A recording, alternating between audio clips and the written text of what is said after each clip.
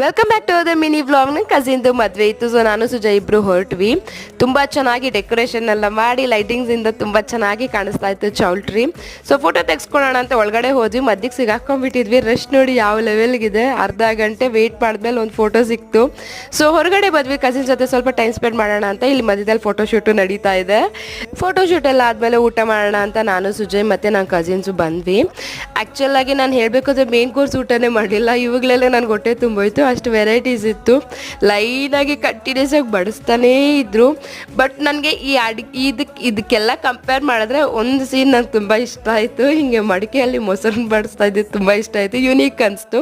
So ಊಟ ಎಲ್ಲ ಮಾಡ್ಕೊಂಡು ಹೊರಗಡೆ ಬಂದಾಗ ಈ ಥರ ಸ್ಟಾರ್ಟರ್ಸ್ ಎಲ್ಲ ಇಟ್ಟಿದ್ರು. ನಾನು ಏನೂ ಟ್ರೈ ಮಾಡೋಕ್ಕೆ ಹೋಗಲಿಲ್ಲ, ಸುಜಯ್ ಟ್ರೈ ಮಾಡಿದ್ರು.